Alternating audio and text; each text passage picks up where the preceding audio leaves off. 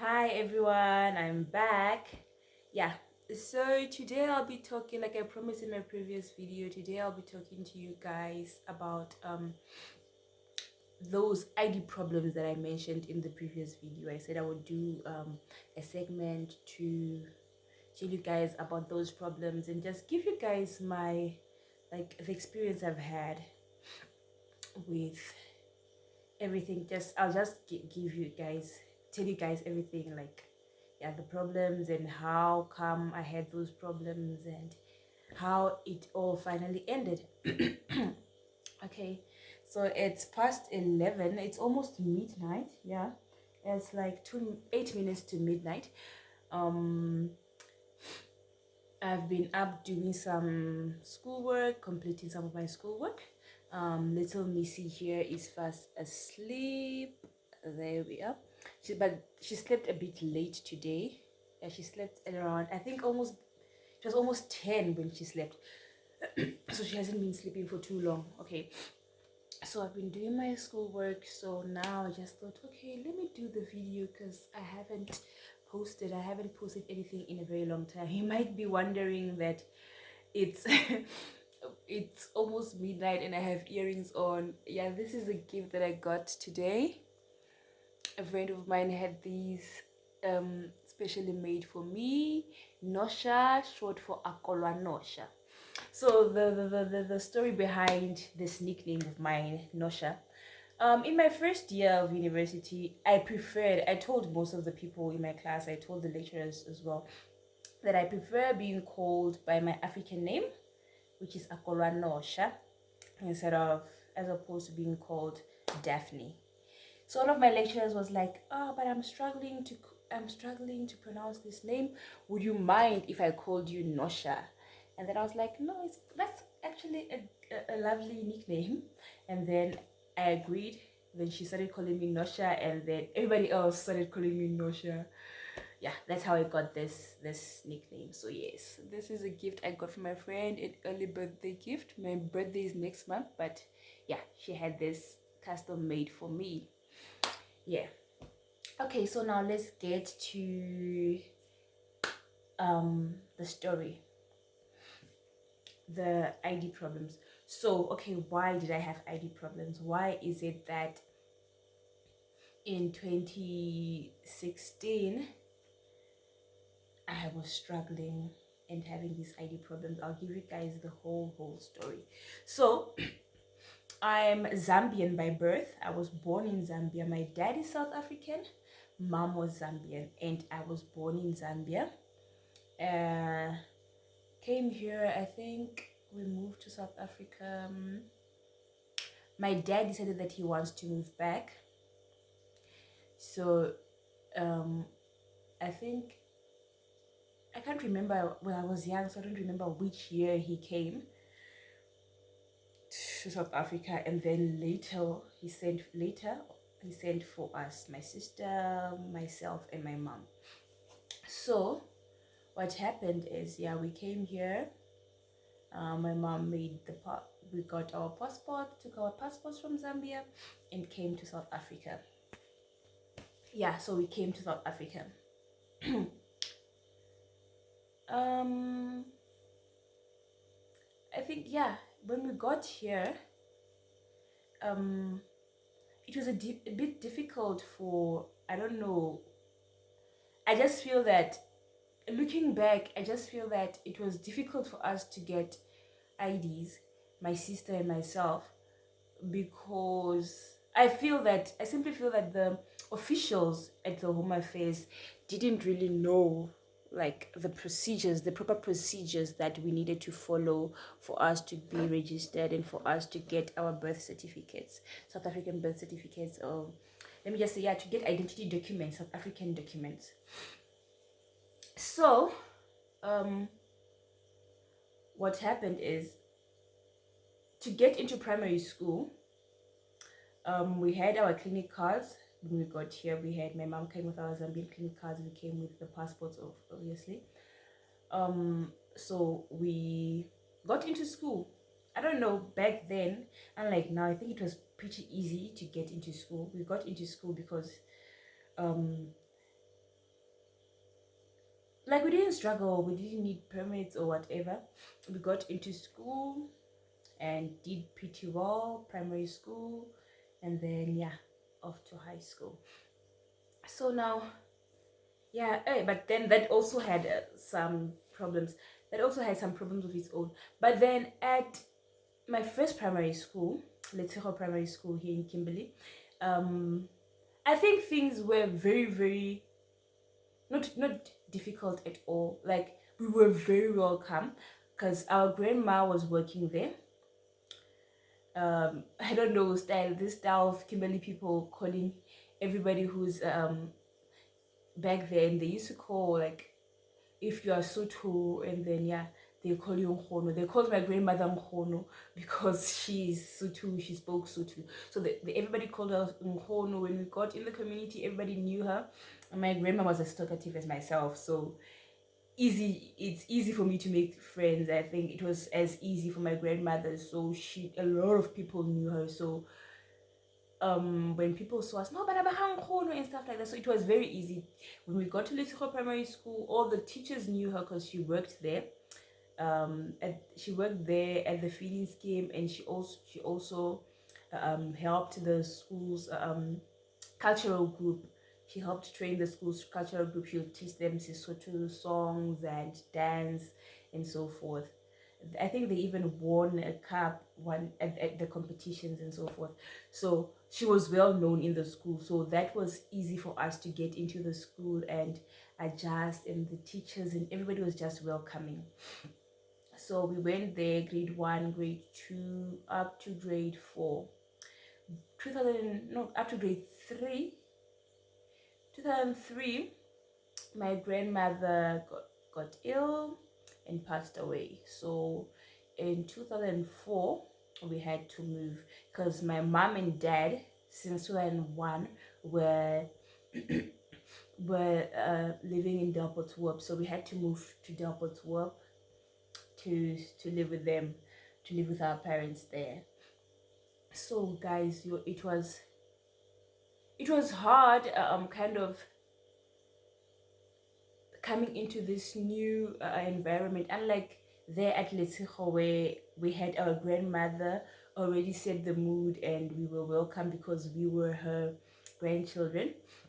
There we had to now establish this, we had to make our own connections, let our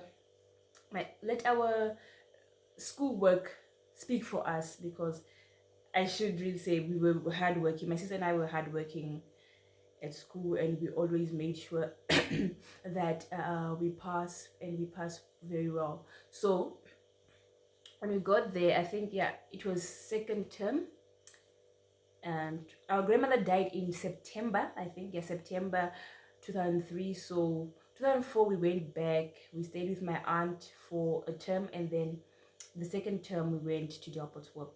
So yeah, now you're coming into this small town, where everybody seemingly knows everybody.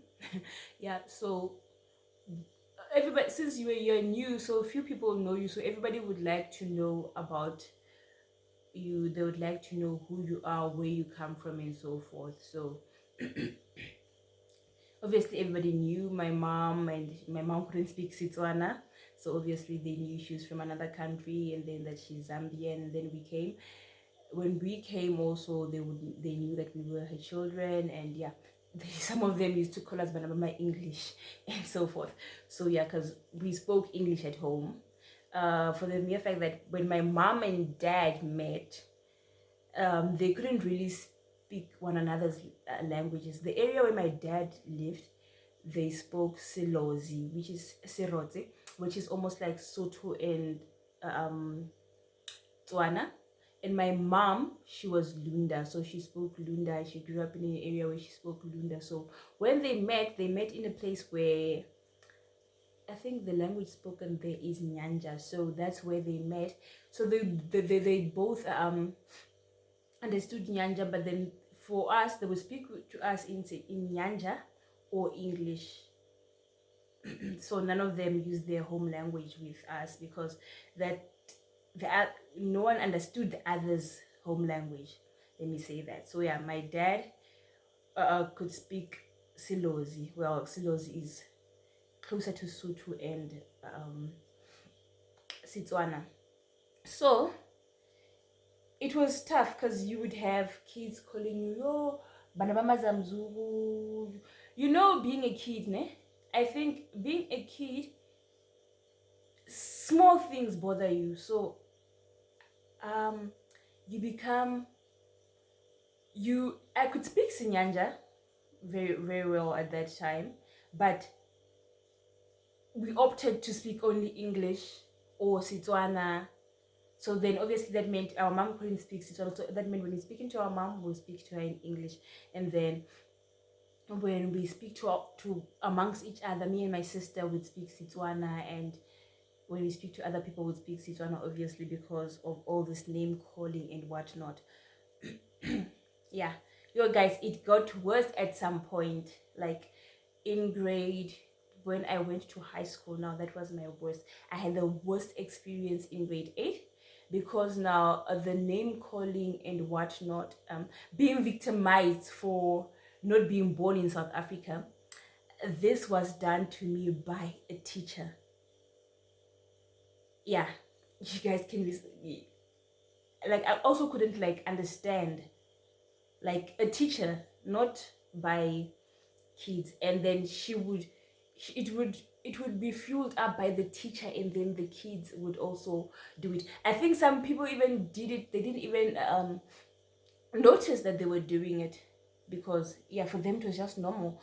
So I had this one teacher who I couldn't understand, because I would always do her work on time, I would hand in her assignments on time, I would pass her tests with flying colors.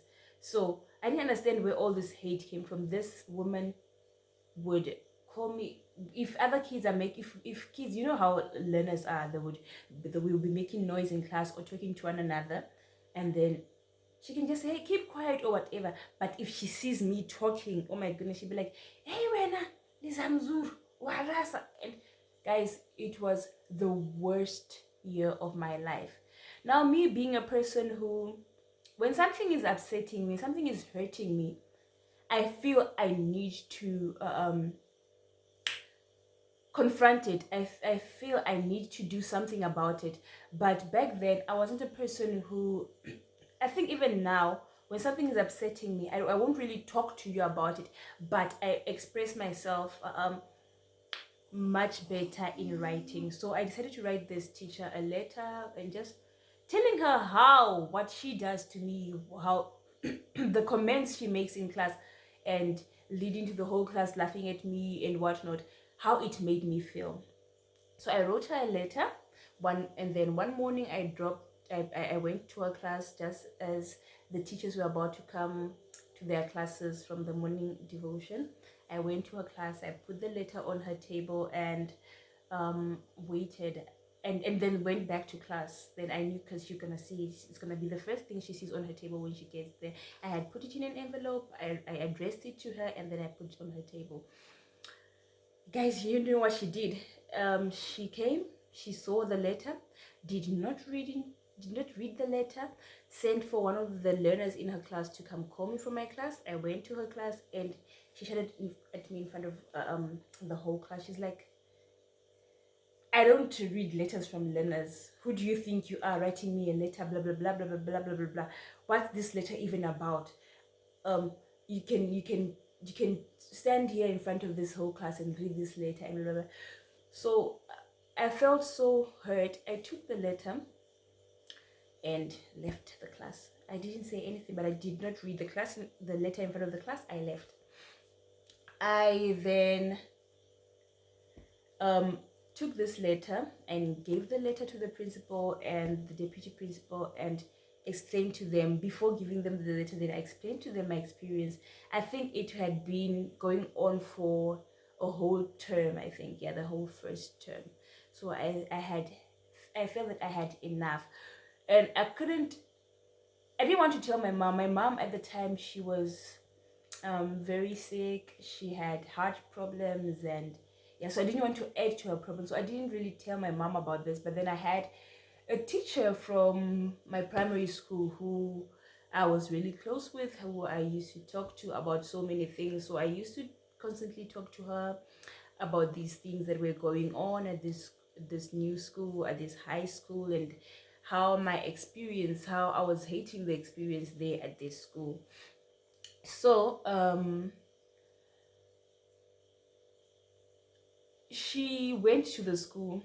She approached the principal, she approached the deputy principal, because I told her that I gave them the letter and they told me they'd speak to the teacher, but then I haven't seen any changes from the teacher and I haven't gotten any feedback from the principal and the deputy principal. So she went to talk to them, and then after that, you guys won't believe it, she went and apparently she was very, very angry. So when she got there, they had to calm her down, and they actually didn't let her meet this teacher, but they promised her that they would talk to the teacher, and they did, because she came to class and was like, yeah, you guys are making noise again, and if I say something or do something, your teachers from your primary school will come running, and yeah, and whatnot. So and then I knew that, okay, then my teacher came, Miss Masenge, that's my teacher from my primary school. She was like, my second mom. She was like the person I could go to talk to about things that I felt that I didn't want to stress my mom about. So yeah, then she really, I think that she really helped me, because things with this teacher changed. All of a sudden she became nice, and I don't really know till this day, I can't explain to you guys what was happening. I can't, I don't also understand what was going on in that woman's head. And now being training to be a teacher myself, I really don't understand, or maybe it's the training that was done back then in the olden days, because us, we are taught to accept, we are taught to treat all learners the same, doesn't matter of their race, gender, or whatever, or where they come from. So I don't know, so till this day I cannot explain to you guys that what was going on with that teacher, why she treated me that way.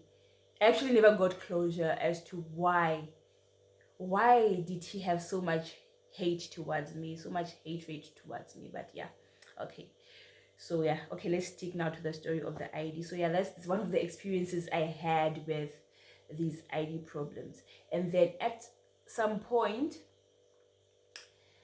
um not having an ID affected me in so many ways. I was chosen in grade 10, I was chosen to represent our school. We had to go to parliament for the state of the nation address, and I was so happy that I was chosen to represent my school.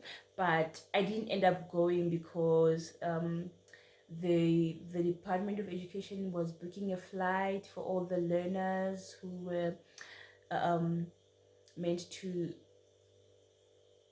represent the different schools that were invited, and they needed an ID number. So not having an ID number meant I couldn't go on the plane, so they had to replace me with another learner. Yeah. So yeah, so it was tough, guys. It was tough.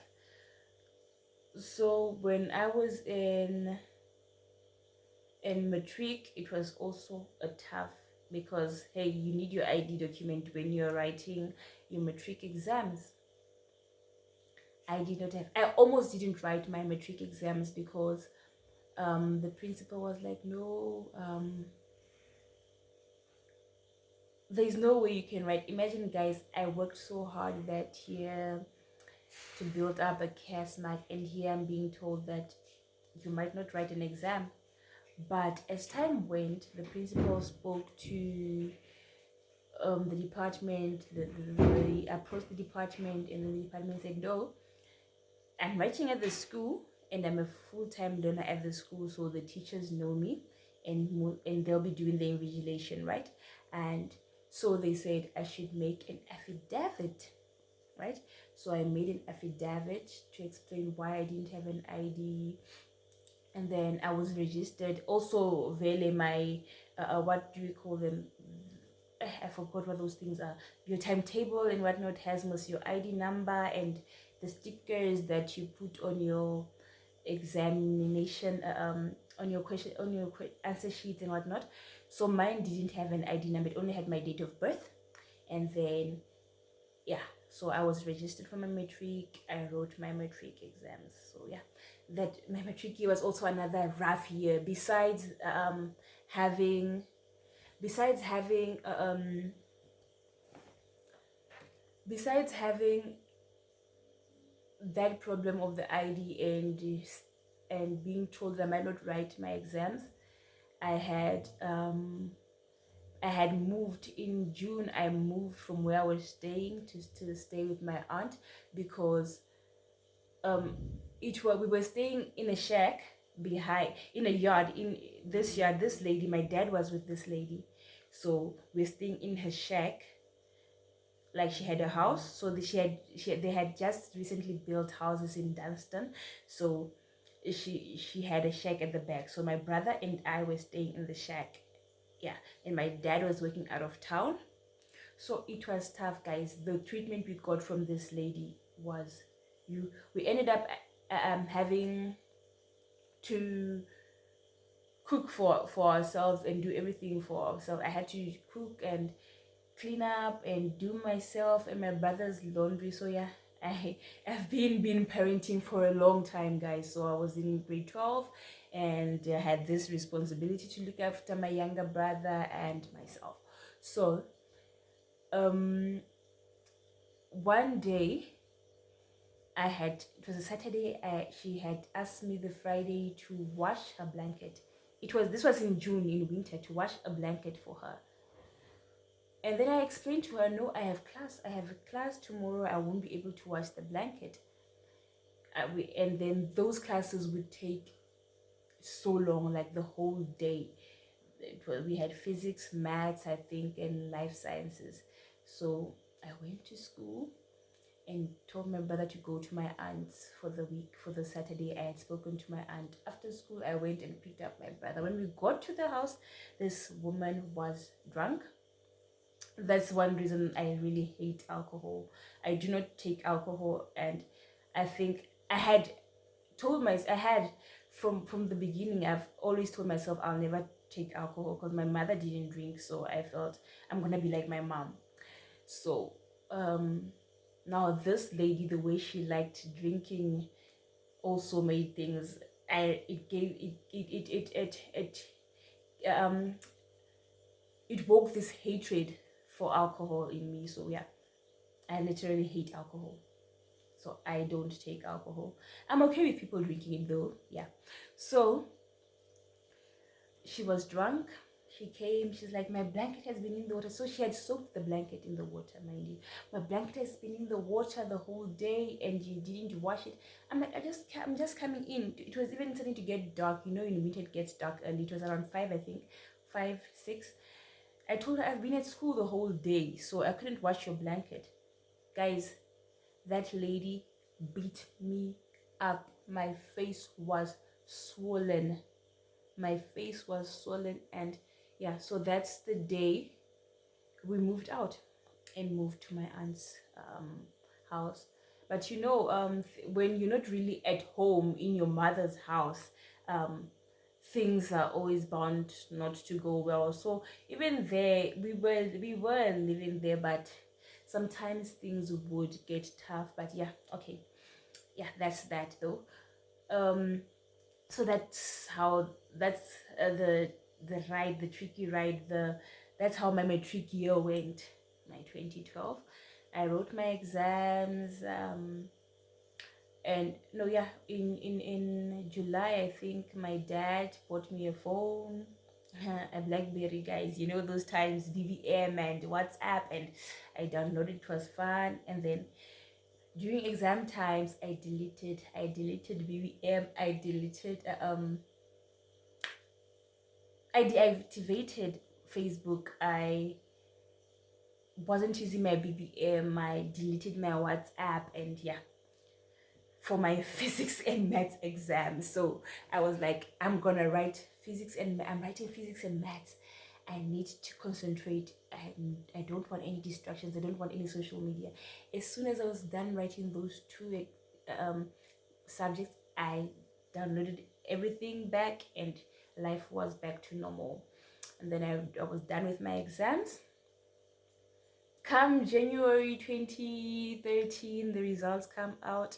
Guys, it was back then when our names were appearing. Not these guys nowadays, they're lucky, it's just the exam number. Back then we had our names appearing in the newspaper. You guys, my name Dololo in the newspaper. I was like, but I knew that I didn't write my physics and my maths so well. So I kind of expected it. So I called the school and asked one of my teachers. I'm like, I know because I was in the Eastern Cape visiting my aunts. So I was like, I know I'm not around Kimberly to come and get my statement of results, but I know I failed maths and science. So then, but then I'd like to know how I did in my other subjects. So the teacher was like, no, you got your results here. Yeah, you're telling the truth. You did fail maths and science, like literally failed, like level ones. Yeah. So guys, look, I failed my maths and science category level one, and here I am doing my um fourth year education. So if you are dedicated and push, you can still get things done. Failing matric isn't the end of the world, hey. So yeah, I he told me no, you got a level 5 in life sciences, and then geography, English, Setswana, life orientation, geography, English, Setswana, life orientation. Those four, you got all level 6s in it. I was like, okay. So that was a something I could use to console myself. I'm like, okay, people passed, they got HC, but I still got more points than them. Okay, yeah, that was just a way for me um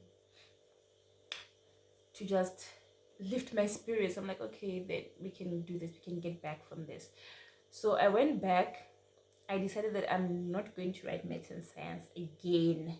They traumatized me because I've never failed in my life from grade one, and now failing matric because of these two. I'm like, I'm never writing them again. So I went to the department and then I told them I want to write history. Yeah, I know. I want to write history and maths lit. They're like, no, you don't have a CAS mark for them. So you have a CAS mark for geography. You have a CAS mark for physics. You have a CAS mark for uh, pure maths. So why don't you go rewrite them? I'm like, I don't want to. So that lady explained, no, if you find the school, register for these two. For the whole year, you have to do school-based assessment. You have to build a portfolio and then write the final exams, and then you can have it added to your matric certificate. So that's the route I took. So 2013, when I approached the department, it was too late for me to register for that. So I spent the whole year at home, but I volunteered for Love Life. Yeah, so 2014, I registered Maths Lit, and history, I built a CAS mark, and yeah, I didn't do bad for somebody who didn't attend any classes, just had to read and practice at home and go write tests and exams and finish assignments. I got level 5 for each. 2015, I went to college. Yeah, I went to Moremo College. I did HR. I did human resource management N4 and then N5. So I was supposed to go back for N6 in 2016. I felt no, man. I I wasn't feeling challenged because I felt that they were so easy. I didn't feel like I was really studying. So I felt no, I can't continue. So I'm like, let me apply for something that I've always wanted to apply to do. I wanted to do social work, so I applied for social work at the University of the Free State.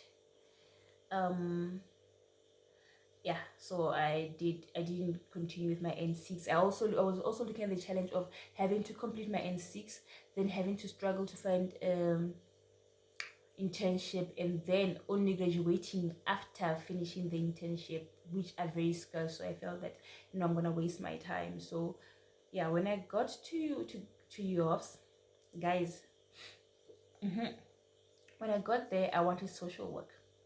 And the problem is, I did not apply in 2015. I went for the late applications in 2016. And here they are telling me that no, we have closed. Um, Applications for social work are closed because it's a selection course. They close in September and we have a selection test. So I was like, oh. And I was so determined to do social work. I didn't want to do any other course. That I was planning to just head back home because I wasn't gonna settle for any other course. But I spoke to a friend, a family friend, a cousin. Uh, she was there at yours. She had just finished in 2015. I asked her, what should I do? She was like, you know what? Go to there's this building called FGG. Just go to that building, ask for the dean of that the school of social work, and explain to her your story. Maybe she might help you. I got there, I explained to that. I got there, I wrote a letter to the dean. Just said there, I had this exam pad. I just said there, wrote the letter by hand, and went to the office and handed it over to her. When she saw my letter, she same day she was like, actually you are lucky, because she told me that I was lucky because of the strikes in 2015, the fees must fall strikes. They weren't able to conduct the selection test. So she's like, I'll give you a chance, because you really seem like somebody who really wants to do social work. I'll give you a chance to write the selection test. She gave me the day for the selection test, and she said I should come and write the test. She typed a formal invitation for me, because everybody else who was writing the selection test had student numbers because they had applied the year before. So I didn't have a student number, but I got there and I wrote the selection test, went back home, waited for weeks, and then thought, they're not gonna call me. But then they finally called me. I went. So now struggling to register. And get sure I still don't have an ID. Remember, I wrote my exams, my matric exams with an affidavit. My matric certificate does not have an ID number. So yours was like, we can't, even though I wrote the selection test and then was accepted for social work, they're like, at registration, like, we can't register you without an ID number. So with the help of with the help of the SRC, they did help me. They did register me, but then they gave me an ultimatum. If this ID problem isn't resolved by the end of this first semester, then we're gonna have to deregister you. You can't register for the second semester without the ID. We're just giving you this 6 months. And guys, yeah, like I said in the previous video, I had the bursary. My results were good. Yeah, so I got into the school. How did I get the bursary? Well, I used to be active, being in love life, and I used to take part in youth dialogues in the community and whatnot. I would attend youth camps. So I attended a national youth camp. So at the national youth camp, um, we met people from social development and whatnot. So I spoke to this lady. She deals with youth and whatnot. She's from she worked for the national she was working at the national level of social development. So I spoke to her about my problem and told her how I wanted to study social work, and at that time social development was giving out bursaries for social work. I explained to her that I really want to study social work and this is my problem. She was like, if you can get an acceptance letter from a university, then you get the bursary. Because I sent her my matric results. She's like, get an acceptance letter.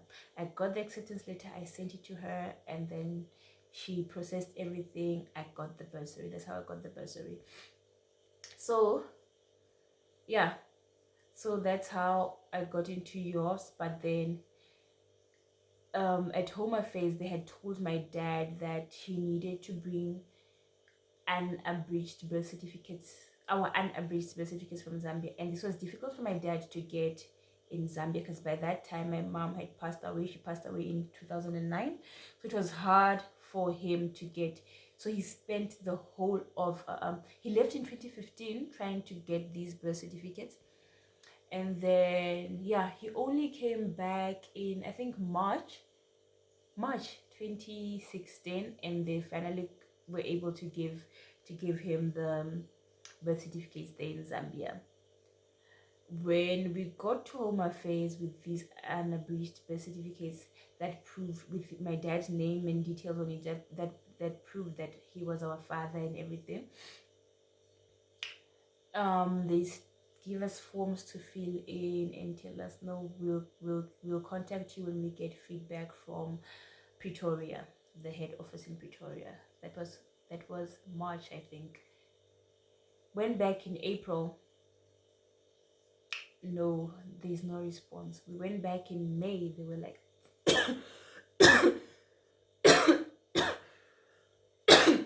we didn't get any response.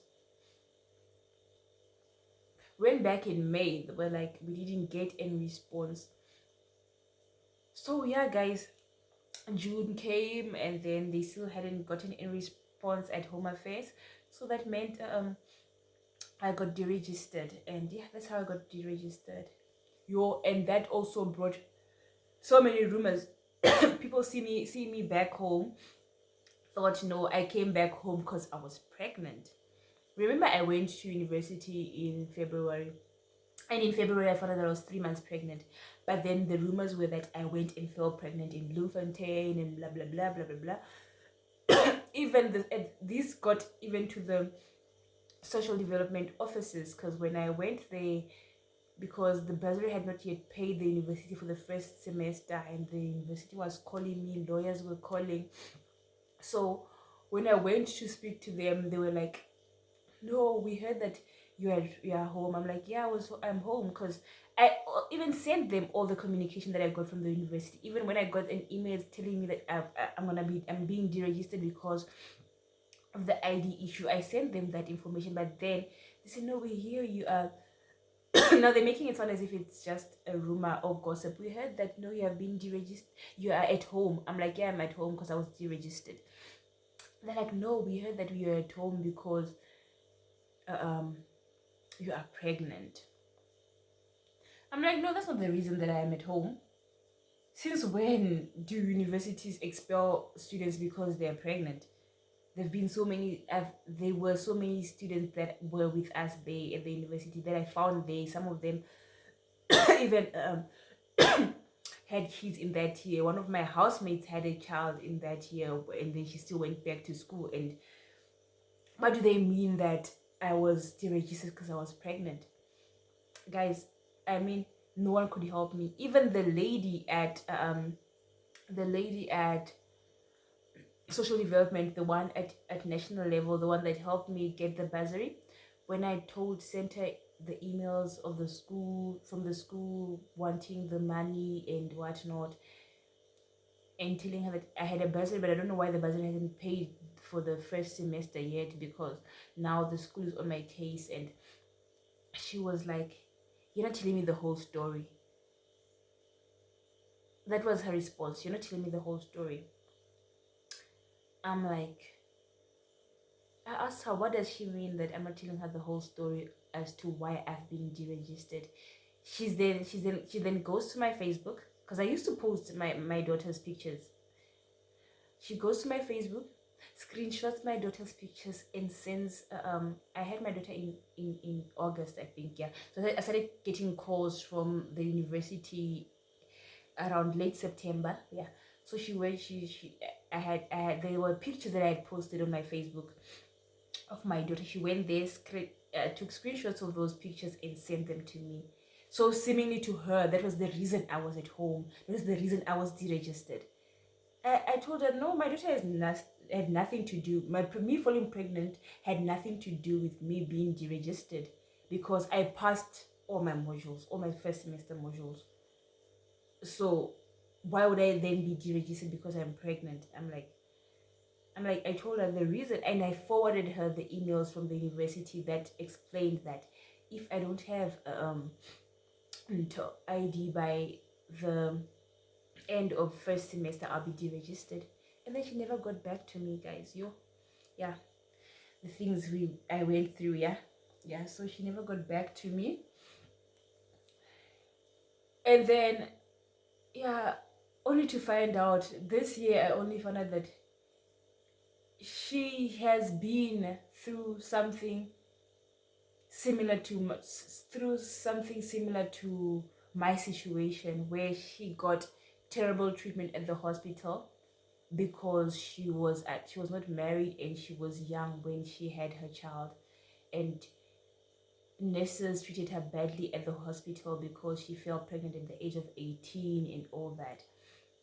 So for me, when I read that status of hers this year, I felt that the treatment she gave me, I felt that she would have done better having had that experience herself. I mean, she was 18 when she fell pregnant. And I'm not saying, okay, I'm not saying my situation was better than hers, because I don't know why she fell pregnant and how she fell pregnant, but I feel that she could have been more sympathetic. I mean, I was 23 at the time and she was a teenager when she fell pregnant, but she can still today, she still remembers the trauma she was put through because she fell pregnant at a young age. So she still went and put me through what she put me through, like just cutting me short and not getting back to me and leaving me that stress of not knowing how the university was going to be paid, how I was going to pay off the debt for the first semester at the university, because she feels that I was deregistered because of the pregnancy, and she didn't even go further into it. But okay, then that's okay. That's another story. So let's continue with the ID issue. I went to Home Affairs every month to inquire. I went every month, and every time I would get the same answer. We have not gotten any communication from what's this? We have not gotten any communication from head office in Pretoria. Then someone told me, man, these people at Home Affairs, at our local Home Affairs here in Kimberley, don't really know their processes. Go and approach the public protector's office here in Kimberley. You might get help there.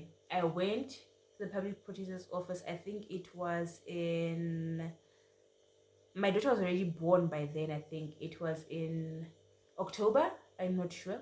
I think October. I went to the office, public protector's office. I think I remember it was a Friday. Then the public protector called the Home Affairs and then to inquire about our documents and whatnot.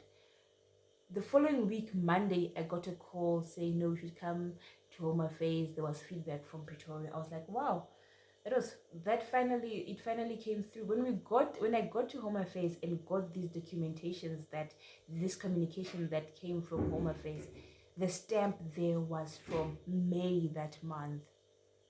So meaning they had already gotten communication since May, but they did not give it to us. I don't know why.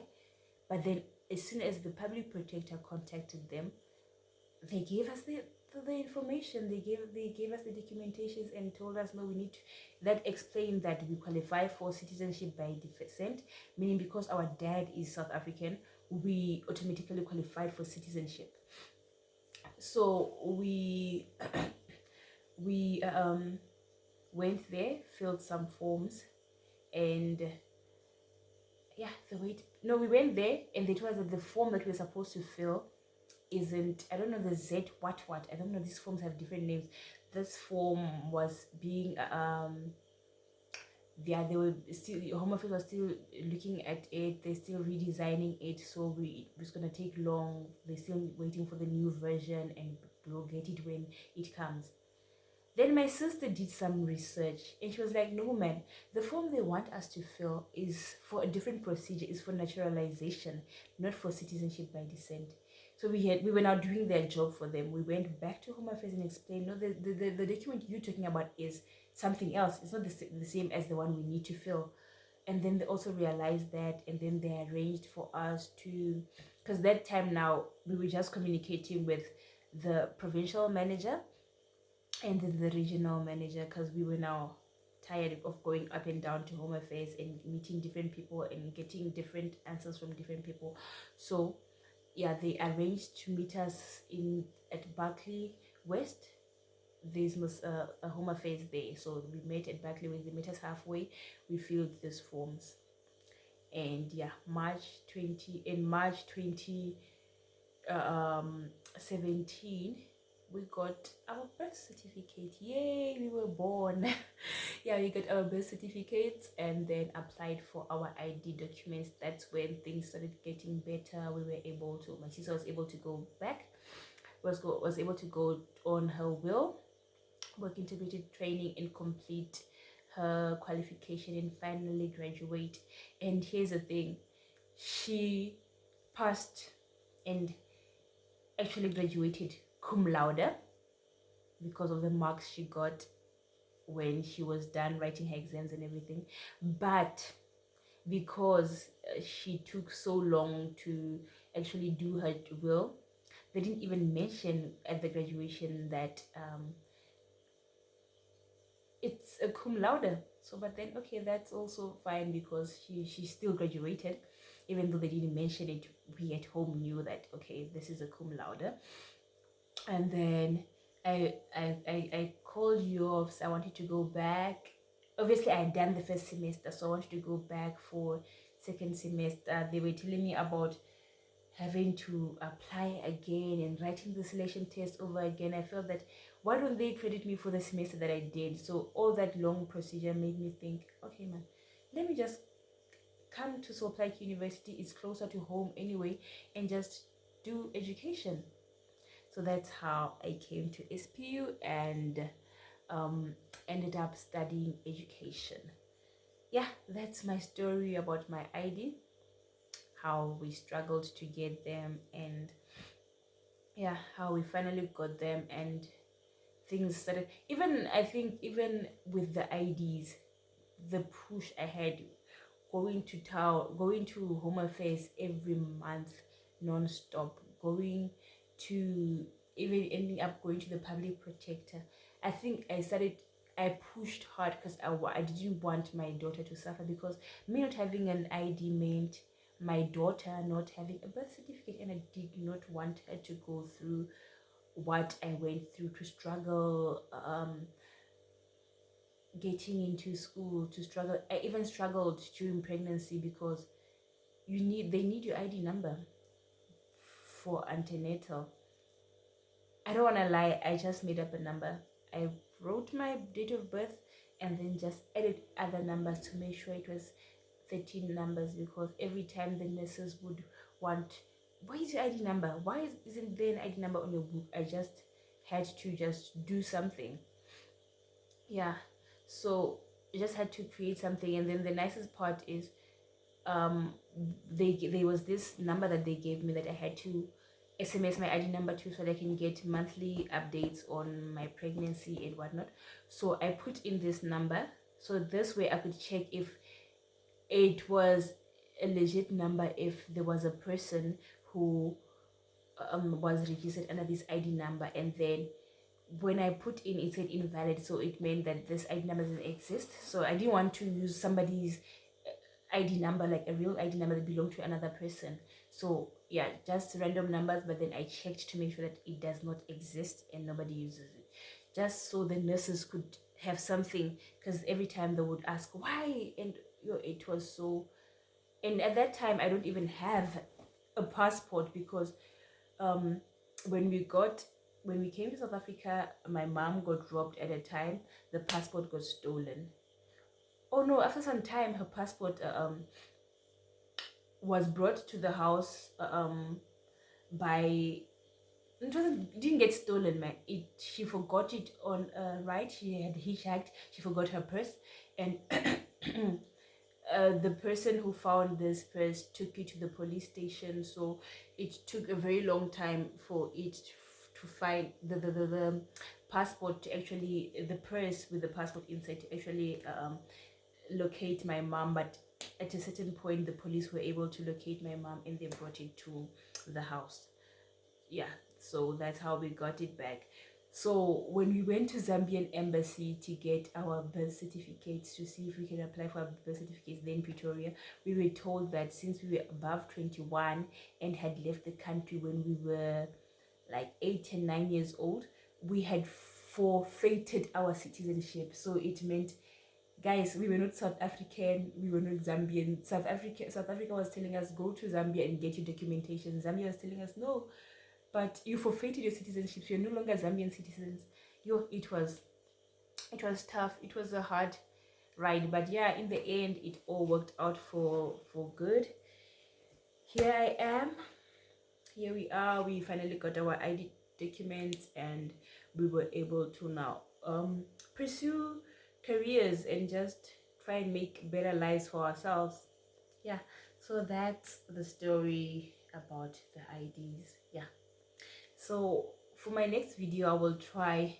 I don't know how many times I've promised this, but I'll try and shoot our morning routine, and just show you guys how we get ready for crash and how I get ready for my day. And yeah, so then for me, for now, it's bye.